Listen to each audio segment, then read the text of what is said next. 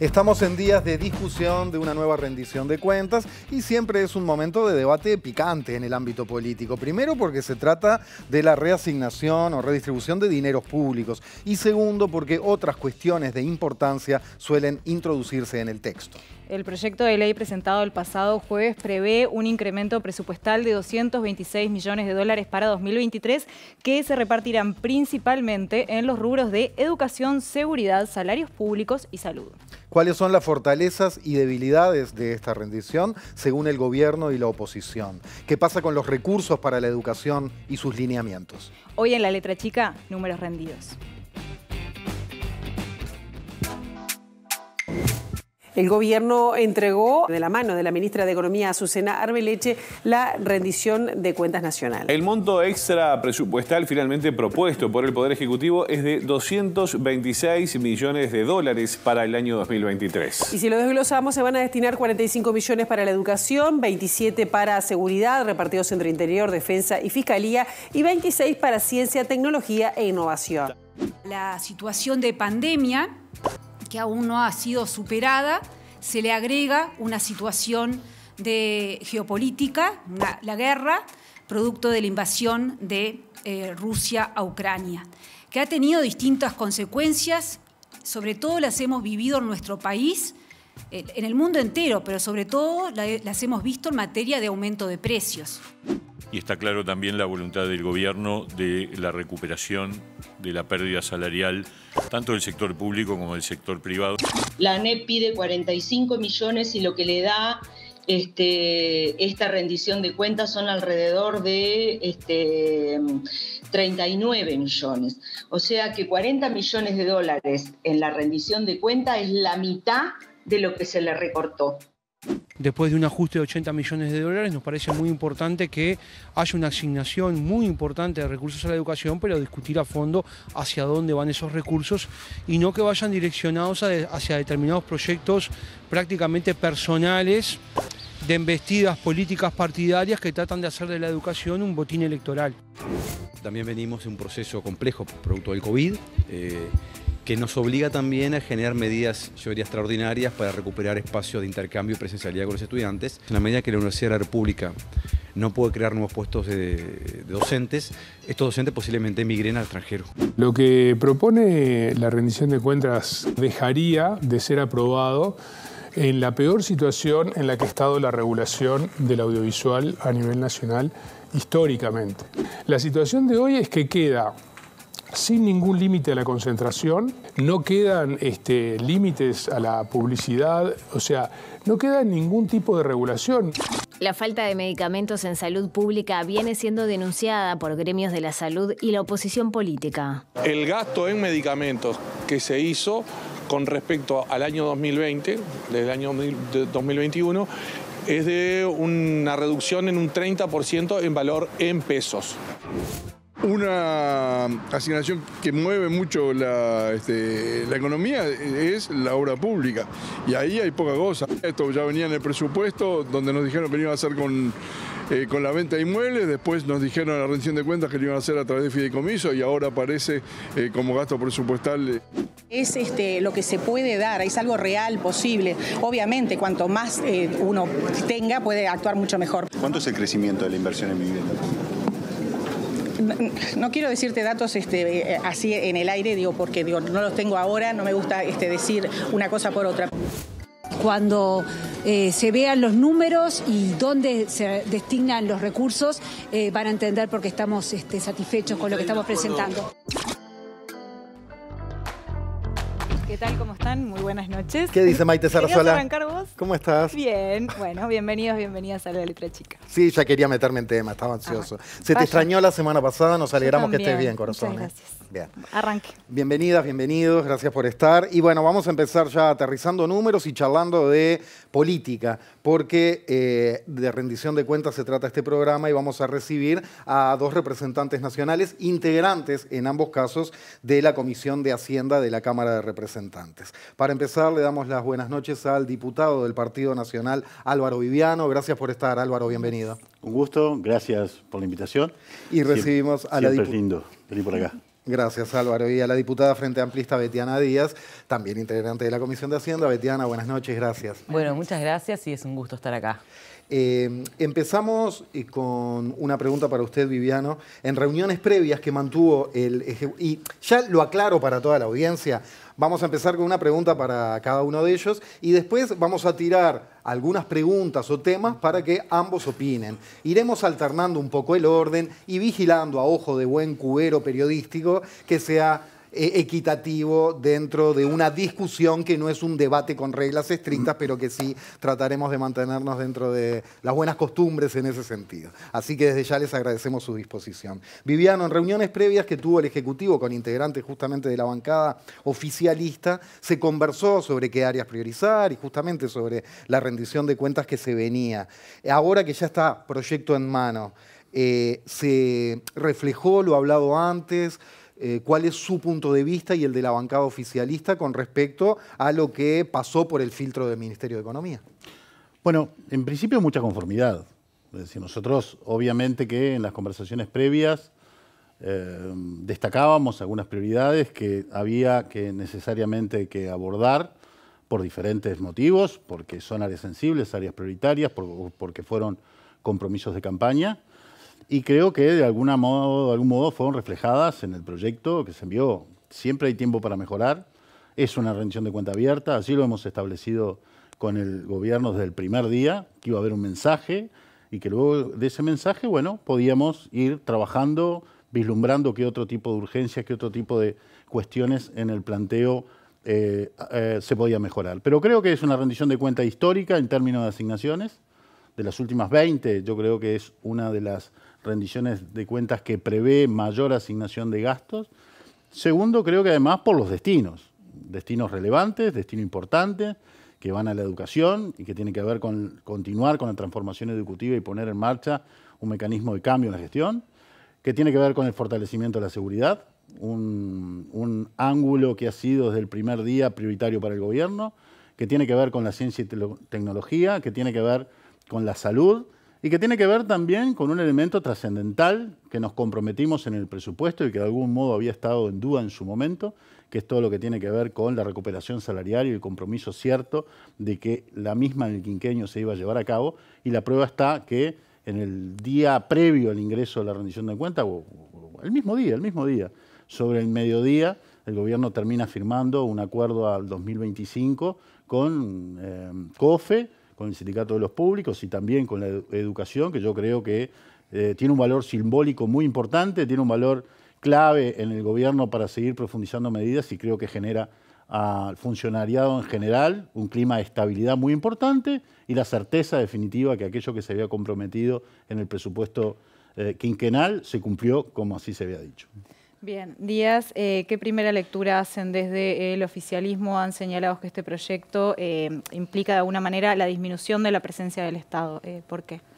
Bueno, en primer lugar porque este recorte permanente que se han hecho en estos últimos 2 años, ¿no? en la primera mitad del mandato del gobierno, está claro que ha afectado diferentes áreas de política y eso en realidad ha estado justamente en la agenda pública. Tiene que ver con la falta de inversión y el recorte en vivienda, en educación, lo que fue la afectación de muchísimos servicios, de poner en riesgo algunos servicios, como por ejemplo la inspección de la industria animal, de servicios ganaderos, todo lo que ha sido, bueno, algunas carencias que tiene sí la educación hoy, que no son producto de la pandemia, sino que en realidad tiene que ver con la falta de asignación de horas, con los grupos superpoblados, lo que viene pasando con la Universidad de la República, que no actualiza sus partidas.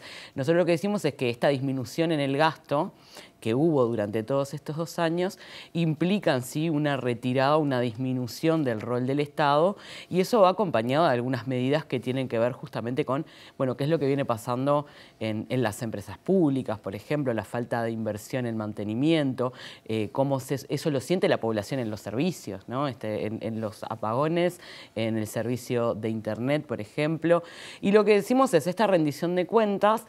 Si bien, como decía el diputado Viviano, plantea una asignación de incremento presupuestal, se hace después de un gran recorte que se operó durante 2020 y 2021, que en el acumulado es muchísimo más de lo que se incrementa en esta rendición, ¿no? Es decir, todo lo que fue la transferencia al ahorro por parte del salario público y de las jubilaciones y pensiones supera, por ejemplo, lo que hoy se da como incremento, pero además también todo lo que fue el recorte presupuestal en diferentes áreas del Estado, en el caso de vivienda, en el caso de también lo que tiene que ver con la no ejecución de fondos, es decir, las partidas que tenían disponibles, a pesar de que en algunas áreas no había habido tanta disminución en los fondos, se ejecutó mucho menos, es decir, de lo que había disponible se gastó menos.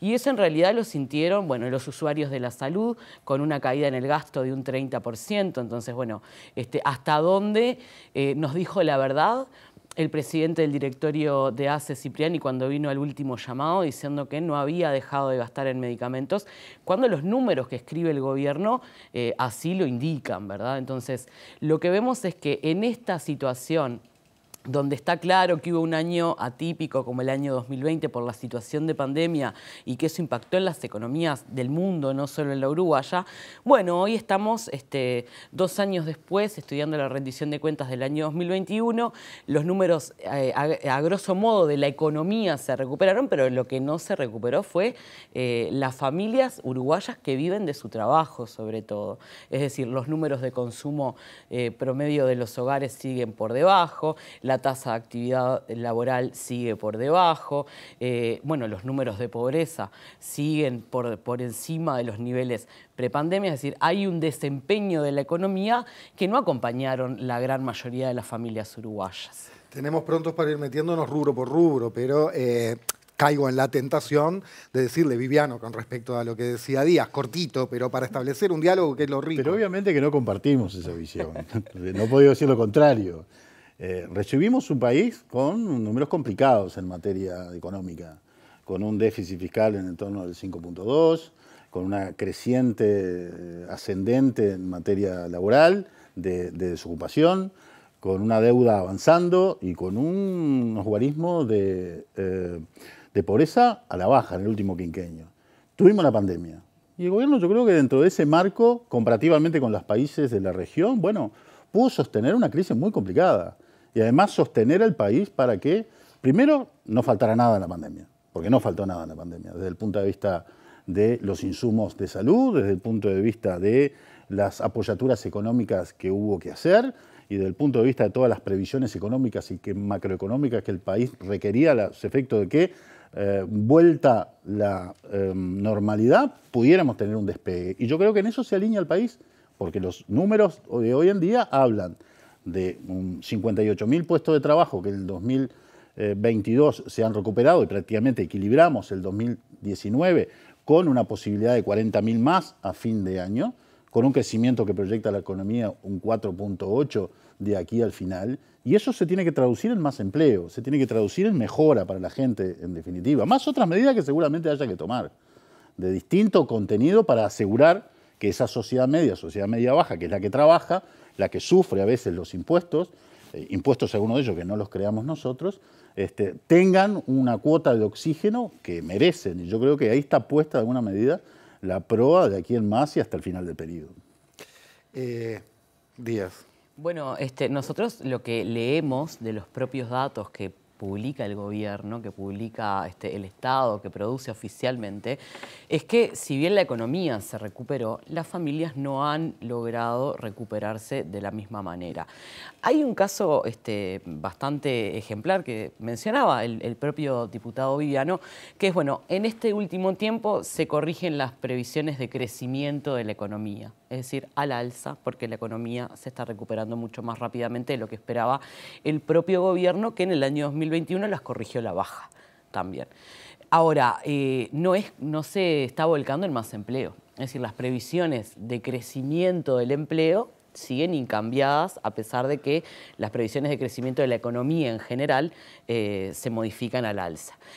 A nosotros nos llama la atención, no nos llama la atención, realmente nos preocupa el hecho de cómo se plantean los números sobre mercado de trabajo. A nosotros nos parece que hay un debate que es muy importante, que tiene que ver con cómo se recuperan esos números de empleo y, sobre todo, que nos interpela, que es la calidad del empleo, ¿no? Tiene que ver con la incidencia que tiene el programa Oportunidad Laboral, Jornales Solidario, el programa ABC de la Intendencia de Montevideo. Hay algunos puestos de trabajo que están muy asociados a los creados en la coyuntura de las obras, por ejemplo, de UPM. Bueno, hay que ver cómo se sostienen también en un momento donde, bueno, nosotros estamos previendo y estamos pidiendo que el gobierno adelantara algunos puntos de inversión de obra pública justamente para dinamizar ese mercado de trabajo, no con puestos precarios como los jornales solidarios que en el último tiempo significaron una retribución de 5.300 pesos en la mano, 6.250 pesos nominales. Es decir, ahí también es donde esos números están impactando en la formalidad del empleo y además también en los números de personas empleadas. Tenemos para hablar de la UDELAR, pero ya que mencionaba obra pública, podemos meternos por ahí, Maite, ¿no? Sí, de hecho el presidente Luis Lacalle Pou hace unos días dijo que en el próximo año habrá un récord de la obra pública. Vamos a verlo y seguimos conversando.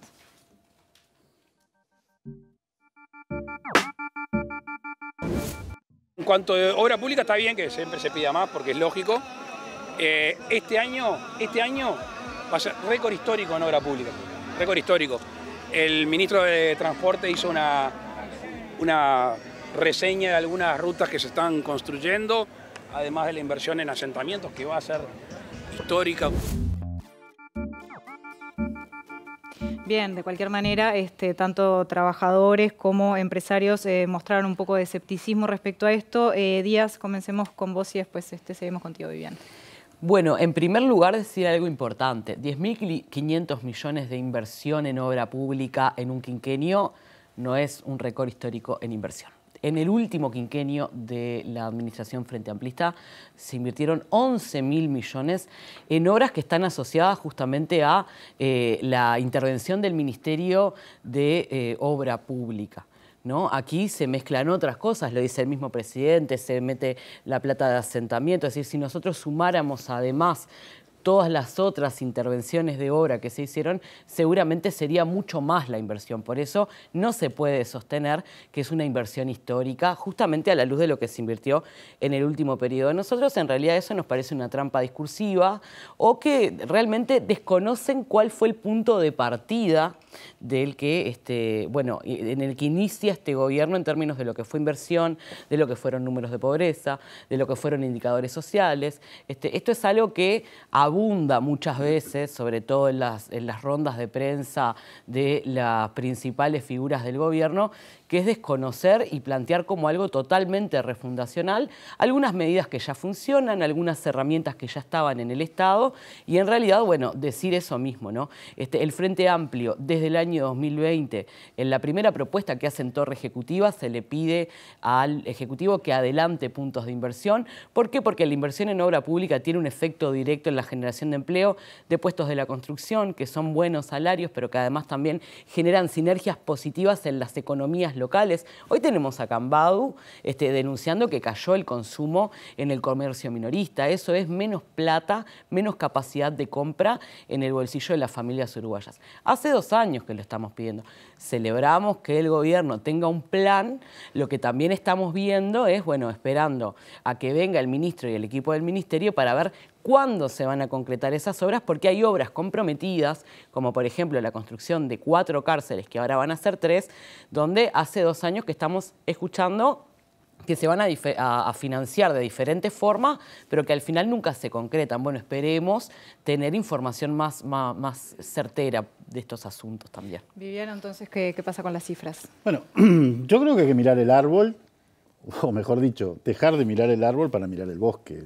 El Ministerio de Obras Públicas pudo demostrar en la rendición de cuentas pasada que de verdad tenía un plan de obra ambicioso, un plan de obras de impacto, un plan de obra que además era mejor a lo que se venía teniendo y superaba, sin lugar a dudas, algunos de los guarismos de inversiones anteriores.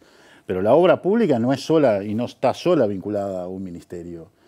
Tenemos rutas comprometidas, tenemos cárceles comprometidas, que no son 3, son 5. Hay algunas que están comprometidas en la rendición de cuentas, otras que están con fondos extrapresupuestales, vía mecanismo PPP, que ya se venían utilizando en la oportunidad, sobre todo anterior para la ampliación de Santiago Vázquez. Y vamos cuando revisamos los guarismos, en definitiva, y los informes que nos están dando los distintos operadores, la obra pública en general ha sido y va a ser uno de los buques insignias del gobierno para, bueno, de alguna forma impactar en materia de empleo. Yo siempre se lo dije a la diputada en discusiones en la Cámara. Yo creo que la obra pública es, sin lugar a dudas, un valor importante a tomar. Pero también la obra privada. También la obra privada. Hoy estamos en materia de empleo en la construcción en los guarismos más altos. Y al mismo tiempo tenemos en la COMAP, en la entidad que analiza y estudia los proyectos de inversión para vivienda promovida del entorno de los 2.500 millones de dólares. Si agregamos además de otros conceptos de grandes emprendimientos que son grandes volúmenes de inversión en vivienda, hay 1.300 millones de dólares más.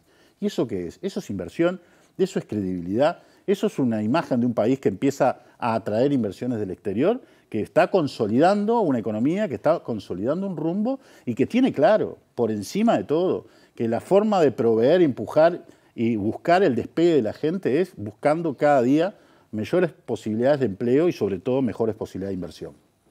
Hacemos una breve pausa. Digo, si empezamos con réplicas se nos hace eterno el ping-pong, disculpen por eso, pero tenemos un montón de rubros muy importantes para tocar. Vamos a seguir hablando de seguridad, vamos a hablar de la UDELAR, también de la ley de medios, así que quédense que ya venimos.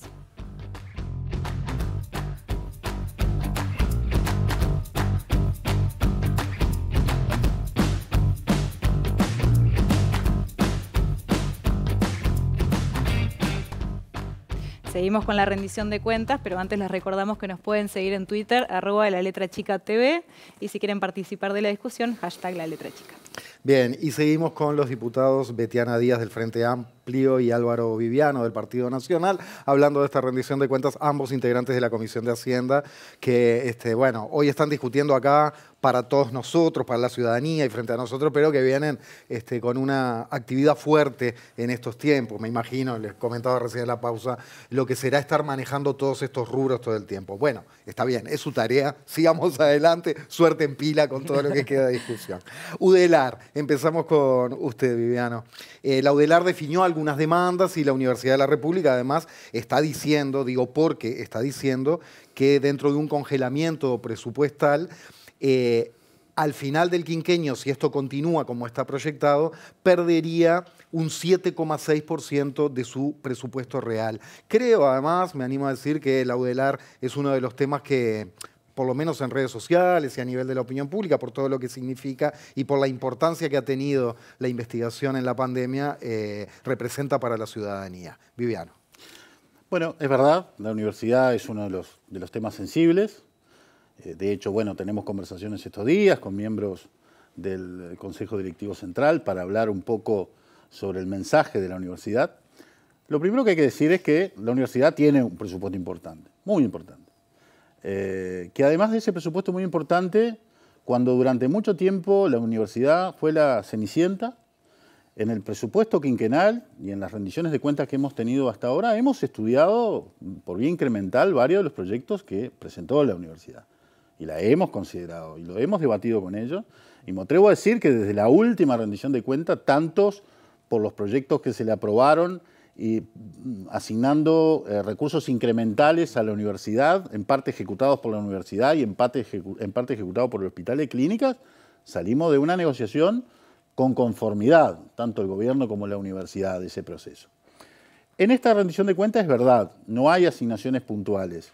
Hay una que tiene que ver, sí, que hay que mirarla en su conjunto para empujar e impulsar el proyecto universitario que cuesta unos 20 millones de dólares en Paysandú, donde parte de los recursos, vía acuerdo con las intendencias, están previstos en esta rendición de cuentas, que son del entorno de los 8 millones de dólares. Pero vamos a hablar con la universidad, vamos a hablar, vamos a empezar a intercambiar y ver. Como dije al principio, esta rendición de cuentas no es una rendición de cuentas cerrada. Lo hemos establecido así con el gobierno. Y hace especial, perdón, pero me parece leer entre líneas que está haciendo especial hincapié en la UDELAR con respecto a esto de que está abierto todavía. A mí me interesa discutir el tema de la universidad, de verdad, me interesa discutir a fondo, poder hablar. ¿Digamos que habla en nombre de toda la bancada? Yo creo que sí. ¿Y de toda la coalición? Por lo menos de los integrantes de la comisión de la coalición estamos dispuestos a conversar sobre el tema de coalición. Tenemos algunas conversaciones personales, como dije, con algunos integrantes del Consejo Directivo Central, para fundamentar un poco los pedidos y ver un poco la dinámica de lo que han sido estos años. Creo que es injusto, por un lado, adjudicar al gobierno intención de perjudicar a la universidad. Descartémoslo de plano y lejos estamos de eso. Es más, estamos dispuestos a analizar y estudiar y eventualmente, bueno, disponer de recursos si es necesario para algunas áreas que se justifiquen. Bien. No podemos olvidar que están comprendidos en el incremento salarial, ¿no?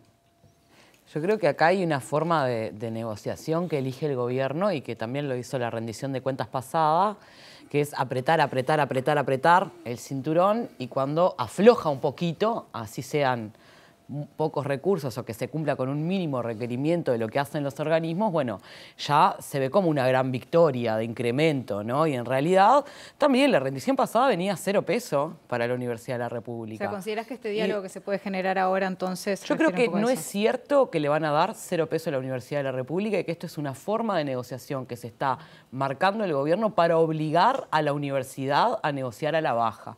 Y acá lo que estoy tratando de decir es que justamente no puede ser que la UDELAR haya diseñado una propuesta seria, una propuesta que atiende un récord en matriculación, las becas alimentarias de los estudiantes, las becas de los estudiantes, el desarrollo hacia el interior. Yo realmente no puedo creer que dentro del oficialismo, un oficialismo que le habla mucho al interior, haya diputados que se vayan a volver a su departamento diciendo que efectivamente comprometieron ese desarrollo del interior por no darle recursos a la Universidad de la República. Entonces creo que esto es una estrategia de negociación que se ha fijado el gobierno, en la que, bueno, la universidad está obligada a negociar en cualquier término y cualquier monedita alcanza. Ya lo vimos el año pasado.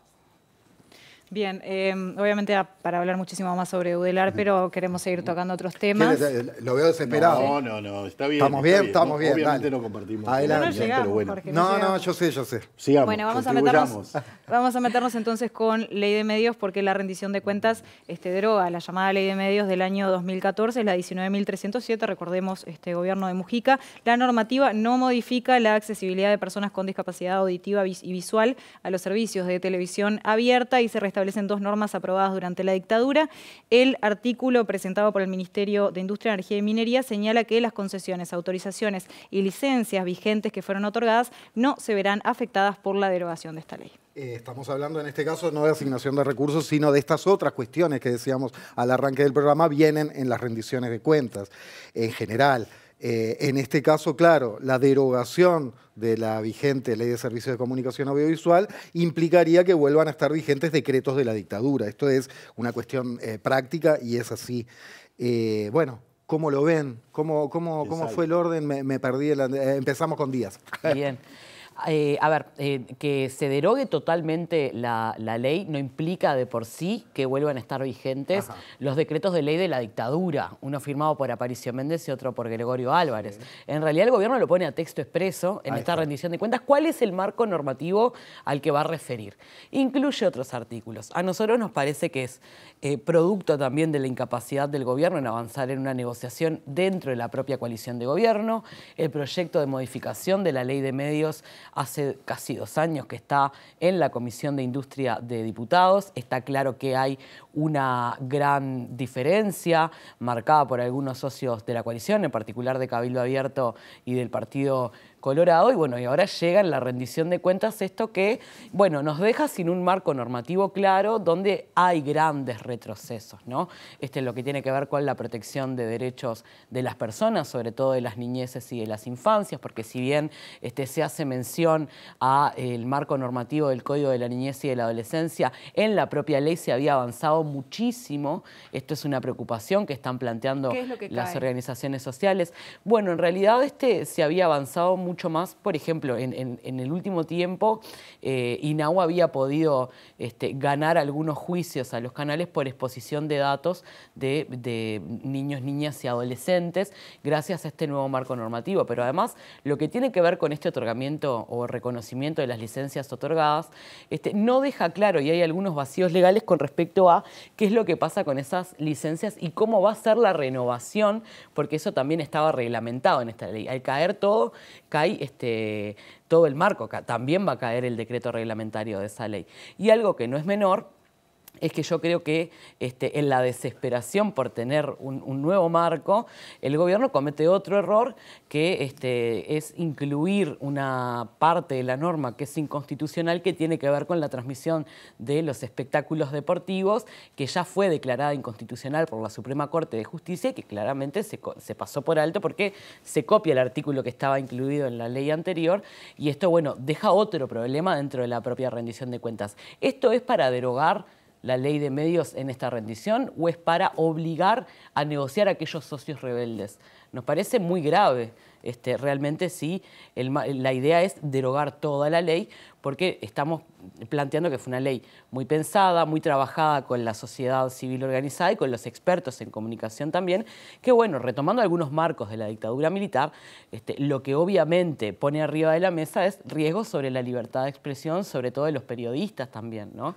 Perdón, diputada, para entender, ¿qué parte de las transmisiones deportivas se declaró inconstitucional? No es de las deportivas, es de los espectáculos públicos, donde deja abierto a que el Poder Ejecutivo incluya otras transmisiones que no sean exclusivamente las de la selección, por ejemplo, las deportivas clasificatorias o finales, y eso en realidad había sido denunciado y había sido, bueno, tiene una sentencia de inconstitucionalidad que, si bien nosotros en su momento no compartimos, está incluido hoy ahí. Eso de obligar a que fuera por canales abiertos o que vaya por canales abiertos. Exactamente, ampliar, digamos, a cualquier otra actividad que el Poder Ejecutivo disponga.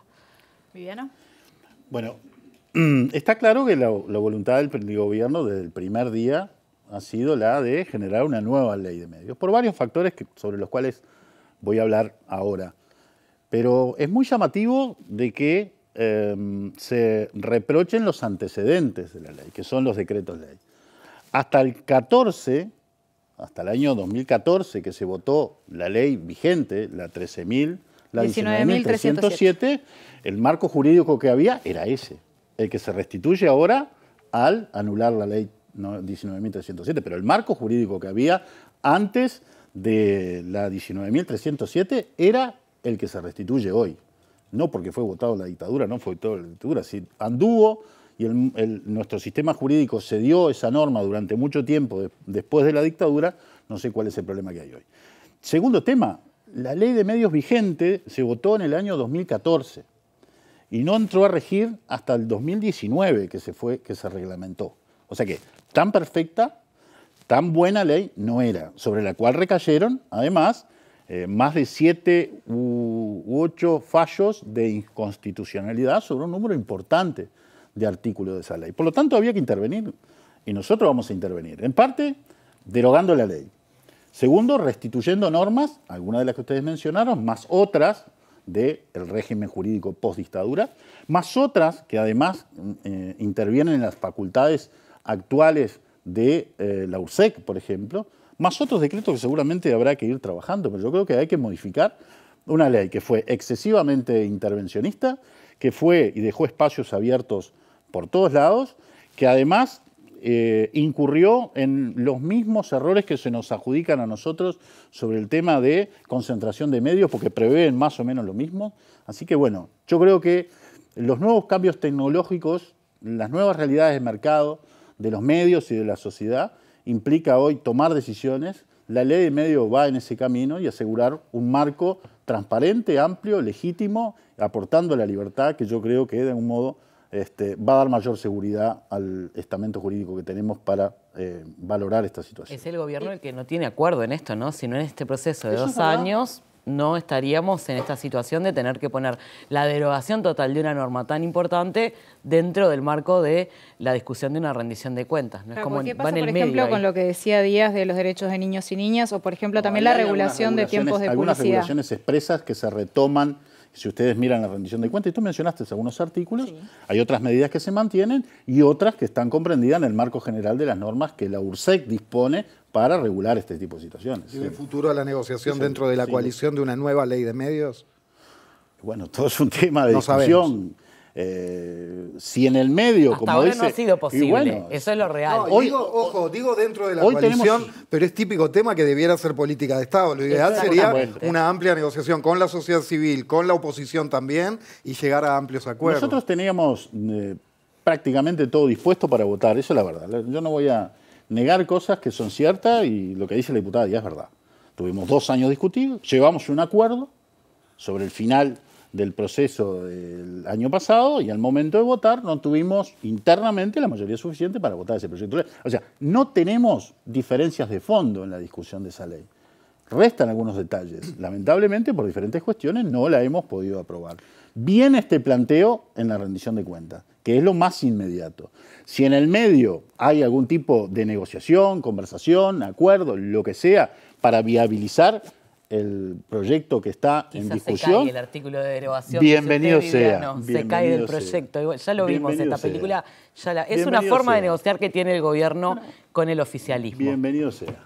Viviano, otro tema sensible, todos son sensibles en realidad y muy importantes. El tema seguridad, la policía, los funcionarios policiales han reclamado en voz alta, digamos, ajustes en sus salarios, en sus condiciones de trabajo. Hay cambios también en la Guardia Republicana. ¿Cuál es su visión en este punto sobre esta rendición de cuentas? Bueno, el gobierno sigue insistiendo en reafirmar su política de seguridad. Es prioritario dentro del compromiso país que asumimos con la ciudadanía. Y bueno, estamos conformes con lo hecho hasta ahora, pero creo que hay algunas situaciones que hay que reforzar. En el combate pleno a la delincuencia, particularmente el narcotráfico y el microtráfico, que viene generando estragos en nuestra sociedad. Entonces, en ese sentido, hay recursos que ha pedido el Ministerio del Interior, que rondan los 25 millones de dólares, que están previstos en esta rendición de cuentas, que van en parte a generar más vacantes, que hay de alguna manera una respuesta afirmativa en materia salarial, porque están comprendidos en forma igualitaria en un convenio muy sustancioso y beneficioso que firmó el Estado con COFE. En esa misma línea están comprendidos el personal policial y seguiremos trabajando en equipamiento, en infraestructura, en cárceles, pero reafirmando esa política, una política de seguridad que tiene desde el primer día de gobierno una línea muy clara y muy responsable y no vamos a salir de ella.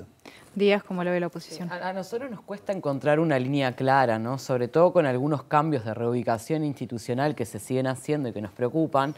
Por ejemplo, yo le preguntaría al diputado Viviano de qué se habla cuando se habla de una fuerza intermedia de la Guardia Republicana, porque se degrada de alguna manera a la Dirección Nacional, a lo que se crea ahora en la Dirección Nacional de la Guardia Republicana, cuando antes dependía del mando civil, que era del Ministerio, y ahora pasa a depender de la Dirección de Policía. Esto es algo que vemos desde que inició la discusión del presupuesto nacional hasta ahora, cómo se han ampliado las potestades de los mandos policiales. Tampoco en realidad vemos, por ejemplo, un plan que tienda a atender la situación de las cárceles, cuando también escuchábamos hace muy poquito al ministro Hebert hablar de la situación tétrica de muchas cárceles. Bueno, hoy lo que llega es el compromiso presupuestal de, desde rentas generales, ampliar la cárcel de Artigas, ¿no? Es menos plata de la que se pedía incluso en el presupuesto nacional. Yo sigo bastante el inciso Ministerio del Interior, el diputado Viviano lo tiene muy claro, y en ese momento Larrañaga, hace 2 años, ¿no?, pedía entre 6 y 7 millones. Hoy se le asignan unos 4.800, depende del tipo de cambio, como estimamos, pero en realidad lo que decimos es, bueno, esto está lejos de ser el plan que nos presentaron. Primero, por venta de inmuebles del Ministerio, después Hebert planteó unos fideicomisos, ahora no existen esos fideicomisos, no sabemos qué pasó con los inmuebles, se va a financiar de rentas generales, entonces es un poco ver para creer, ¿no? Después hay unas partidas, sí, incrementales que se plantean para la recuperación salarial. Lo que no tenemos claro es cómo, según los grados, se distribuyen, y eso es algo que nos importa mucho. Incluso en la discusión de defensa pasa lo mismo. En la rendición de cuentas pasada, en el caso de defensa, ¿no?, se le asignaba también una partida como esta que se le asigna al Ministerio del Interior, pero se establecía cómo se daba esa partida, tratando de beneficiar siempre a los grados inferiores, al personal subalterno, en este caso al policía que sale a la calle todos los días, ¿no? Entonces, no al mando policial. Entonces, efectivamente, nos está faltando muchísima información y creo que en realidad habla también de algunas señales que puede estar tratando de generar el gobierno que no parecieran ser suficientes en esta coyuntura. Estamos en tiempo, salvo enormes atragantamientos que le daríamos la palabra para que nadie se vaya. Una cosita muy breve, porque claro, A ver, en la dotación presupuestal que incrementa la rendición de cuentas tenemos 226 millones de dólares. También tenemos 108 que se están ejecutando ahora, que son extrapresupuestales, que se van a replicar para el año que viene, donde están, además ahí, financiamiento de cárceles 33, Artigas, Tacuarembó y la ampliación de Santiago Vázquez. ¿Cómo se están ejecutando ahora? Algunos presupuestales que ya se están incorporando en el presupuesto, que ya están financiando obras sin financiamiento. Que van a financiar obras del 2023. Pero se están ejecutando, dice usted. Ahora. Hay extrapresupuestales que tienen la oportunidad de preguntar en la rendición de cuentas hasta cómo. Me parece raro que se estén ejecutando obras sin financiamiento. Pero extrapresupuestales que usted tiene la oportunidad de preguntar y va a ver en qué se generaron hoy y en qué va para el segundo. ¿Cómo no? Lo salarial, valore lo salarial, después pregunte los detalles. Lo tercero, es lógico que un mando policial responda a un mando policial, no al Ministerio del Interior.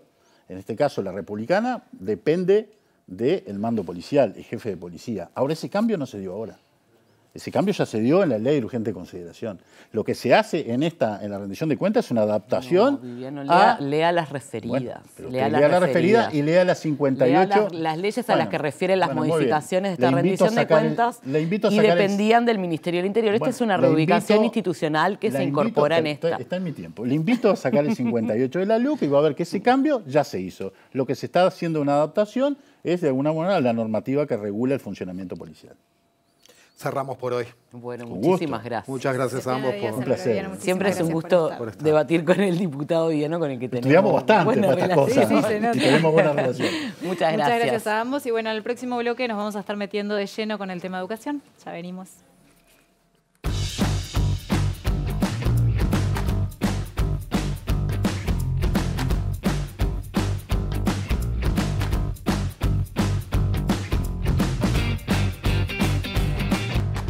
Son las 10 menos 10, faltan 10 para las 10. ¿Cuántas veces dije 10? 5 por 2, 10.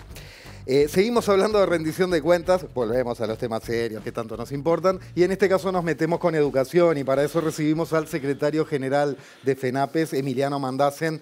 Perdón por el chistecillo y gracias por estar, Emiliano. Gracias. No, gracias a ustedes y a la audiencia y gracias por el espacio, como siempre. Arriba. Bueno, ya vamos a charlar, pero la semana pasada se supo que ANEP va a pedir menos de lo previsto. En la rendición de cuentas se apela a un complemento que vendría del Poder Ejecutivo. El CODICEN va a pedir unos 49 millones de dólares y espera que después el Ministerio de Economía y Finanzas aporte otros 10 millones solo para la reforma educativa, según dijo Robert Silva. Los vemos y ya venimos con Emiliano.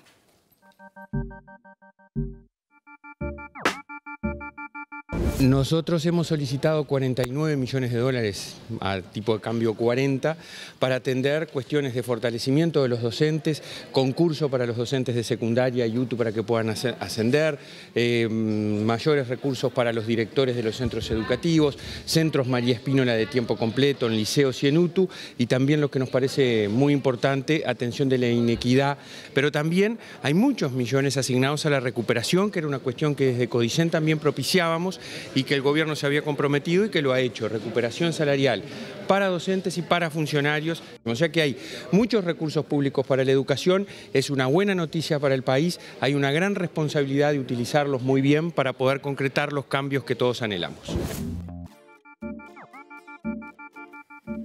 Bien, el gobierno habla de una transformación educativa. Emiliano, ¿de qué se trata? ¿Cómo la ven ustedes desde FENAPES? No, lo primero que hay que clarificar, en vistas del debate que asistimos recién y en vistas del tape que se pasó recién con el presidente del CODICEN, primero, ninguno de los movimientos que ha hecho el gobierno en estos últimos días con respecto a la educación se deben a las dádivas del Poder Ejecutivo ni del CODICEN de la ANEP.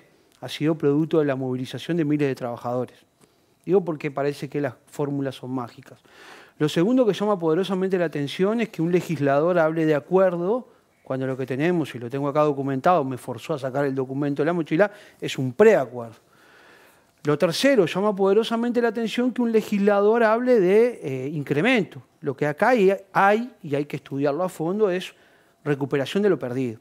Si se habla de recorte, ¿de cuánto estamos hablando? Y en general se ha hablado de 80 millones de dólares en el marco de la ANEP. Hablamos en general de unos 300 millones de dólares de ajuste presupuestal y se van a otorgar unos 236 en algunas lecturas. Pero acá hay una complejidad, digo, los recursos que pide el Codicen son para la transformación educativa. Nosotros hemos caracterizado la transformación educativa como la transformación educativa de terror, porque en vez de significar un avance en el mecanismo de ir a discutir cómo mejorar el sistema educativo, implica un gran retroceso en lo que son los marcos conceptuales históricos de la educación pública en el Uruguay. Por ejemplo, voy a poner un ejemplo, pero creo que de los más emblemáticos. Se quiebra la institucionalidad educativa en primaria. Fíjense que parte de los recursos que va a pedir Robert Silva es para extender el tiempo pedagógico en primaria, no a través de la institucionalidad de primaria, sino otorgando acuerdos a ONGs. Entonces, el problema es, el Codicen de la ANEP pide más recursos, pero ¿para qué los pide? A ONGs, perdón, que van a trabajar en las escuelas.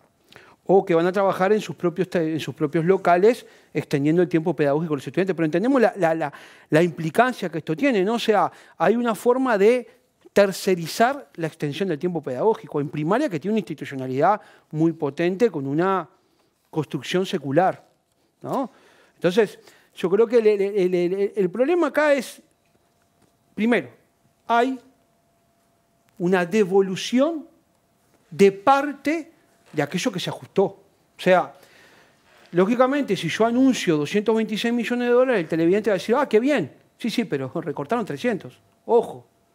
Y el problema es para qué se usa. Después, con respecto al tema salarial, lo que hubo fue una intensa movilización de los sindicatos de la enseñanza que forzaron al Poder Ejecutivo de salir del 2,9 a saltar a un 5,7 y a saltar a las inequidades. Porque acá parece que fuera producto de la generosidad. Es más, el presidente del Codicen costó muchísimo sentarlo a negociar. Y estamos terminando con inequidades históricas, ¿tá?, en vistas de este preacuerdo que hay que ratificarlo a referéndum de las distintas instancias que tengan los sindicatos. Y además los sindicatos vamos por mejorar aún más algunas cuestiones dentro de la rendición de cuentas. Inequidades, distintas remuneraciones a igual tarea, de eso hablamos. Exacto, o trabajadores que trabajaban 33 horas y se les pagaba 31,5, por ejemplo. Pero a ver, siendo la transformación educativa, ¿no?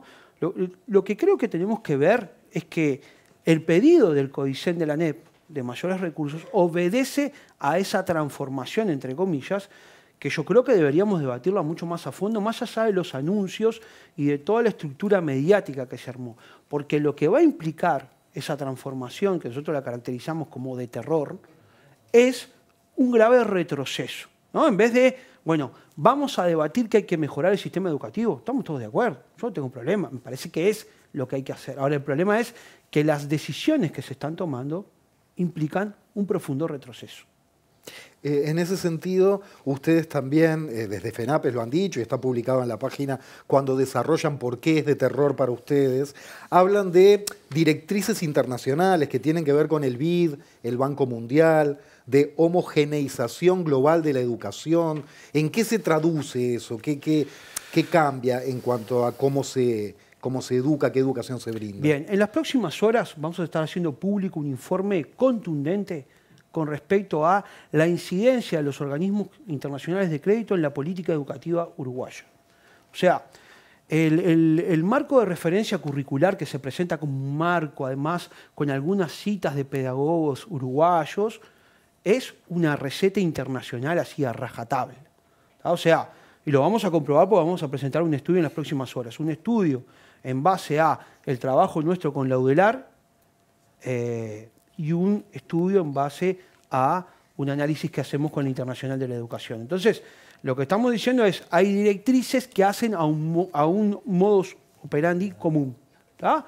Y acá la discusión tiene que ser, bueno, vamos a hablar de una transformación educativa, de una profundización de los aspectos de democratización del acceso a la enseñanza, pero además que eso vaya acompañado de mejor acceso a la cultura, a la vivienda, a la salud de los estudiantes, a la alimentación, discutámoslo.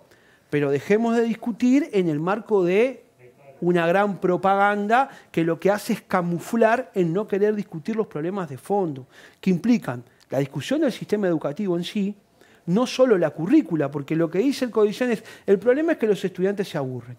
Ahora, lo que no quieren debatir es que a mismo contexto socioeconómico los resultados entre lo público y lo privado son iguales. Es más, hay sectores, hay en determinadas zonas de Montevideo y de las grandes capitales que los resultados de los públicos son aún mejores que los de los privados. Entonces, también hay que discutir el contexto y no basar toda la reforma en discutir que la currícula es el problema. Es más, el Banco Mundial plantea que los docentes son el problema, la estabilidad docente es el problema y que la cantidad de puestos de trabajo y el peso que tienen los docentes en las decisiones son parte del problema.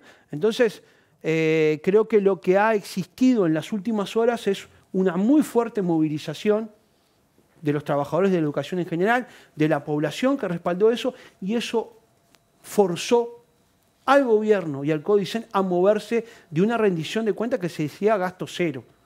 Mandasen, hablando de los docentes, ¿cuál fue la pérdida del salario real? 7,96. Nosotros vamos con un 5,7 a hacer alguna lectura ahora de las proyecciones de inflación, proyecciones de crecimiento que accedimos hace pocas horas en la rendición de cuentas y vamos a estar estudiando cómo quedaría esto al final del quinquenio. Lo que sí podemos afirmar que al final del quinquenio no va a haber aumento del salario real. Eso lo podemos afirmar al día de hoy. Recuperación, pero un aumento. No, jamás hay un aumento. O sea, estás tratando de recuperar lo perdido. Claro, por eso. O sea, arrancás como de atrás, digamos. Sí, pero yo arranqué diciendo que el diputado dijo hay incremento. Hay que ser muy cuidadoso y muy estudioso en los términos que se utilizan, ¿no? Cuando el gobierno sale a propagandear que tiene un acuerdo con la FENAPE. No, primero, hay un preacuerdo con los sindicatos de la Coordinadora de Sindicatos de Enseñanza del Uruguay, y nosotros vamos a la rendición de cuentas a seguir planteando algunos temas. Un tema que nos preocupa especialmente, lo trataron recién, tema universidad, ¿no? Gasto cero para la universidad. ¿Y cómo se puede entender esto en un país que dice, hace como una especie de unanimidad en la importancia de la ciencia y lo que ésta produjo en torno a el problema de la pandemia? Y ahora tenemos gasto cero en la universidad. Entonces, lo que tiene que quedarle claro a la población es que lo que el gobierno está haciendo en un crecimiento extraordinario de la riqueza, donde el gobierno recaudó 426 millones de pesos más de lo que esperaba, está devolviendo parte de lo que ajustó. No está incrementando. Entonces, eso tiene que quedar claro, porque acá se dice, es la mayor asignación en los últimos años. Sí, pero vamos a contar toda la película, no contemos la foto, contemos la estructura del gasto, ¿tá? Y es lo que no se quiere debatir. Entonces, eso complejiza y me parece que no es honesto intelectualmente. Mandasen, ustedes han dicho que, o sea, desde FENAPES han mencionado que Robert Silva está como en plena campaña electoral. ¿Por qué han dicho esto? Y está claro que en las últimas horas hubo algunos debates a la interna de la coalición de gobierno donde algunos actores del Partido Nacional no llevaron más, porque el pedido original de Robert Silva no eran 49 millones de dólares, eran más. El problema es que ahí, yo creo que vuelvo a decir, las correlaciones de fuerza mandan en estos procesos. Y la movilización del 15 generó un impacto a la interna del gobierno y el gobierno resolvió moverse del 2,9 a un 5,7 y hay inequidades para no comprar el lío de instaurar la pérdida absoluta del salario de los docentes y los trabajadores de educación en general. Pero estamos en un momento de alta complejidad. ¿Por qué está en campaña? Y porque nosotros creemos que este tema de la falsa participación que se instaló y este cara a cara no implica el respeto a ámbitos particularmente importantes como las asambleas técnico-docentes. Lo que hace el Codicen es leer que las asambleas técnico-docentes desrespetaron un reglamento cuando las asambleas técnico-docentes pueden, por reglamento, tratar temas específicos de los centros educativos o votar democráticamente, tratar algunos temas y otros no. El problema es que el rechazo a la transformación educativa fue de tal impacto que se resuelve desconocer. Y después hay un cara a cara que es prácticamente una campaña electoral y nosotros tenemos que asistir a legisladores que parecen los escuderos de la campaña de Robert Silva a anunciar temas de política educativa.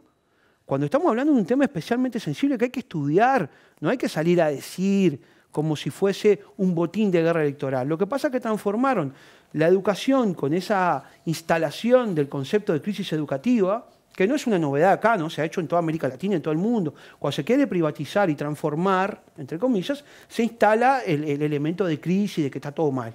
¿Hay cosas a mejorar en el sistema educativo? Sin duda. Pero no es de esta manera.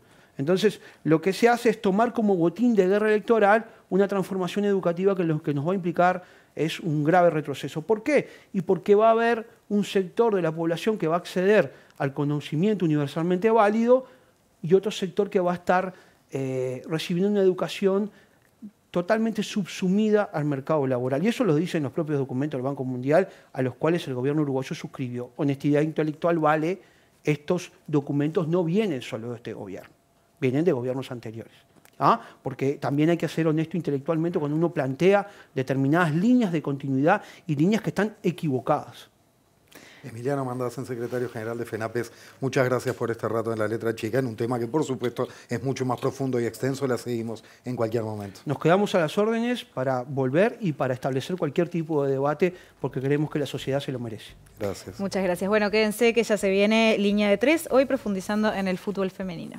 Y mañana nosotros volvemos para seguir hablando de dineros vinculados a la sociedad y en este caso al aparato científico y a la investigación en nuestro país, relacionado a la rendición de cuentas, pero también esto da pie para una conversación muy interesante que es la relación entre investigación, que a veces en el Uruguay nos cuesta asociar y bajar a tierra, entre investigación y desarrollo país. Todo eso mañana en La Letra Chica. Gracias. Gracias por estar, hasta mañana.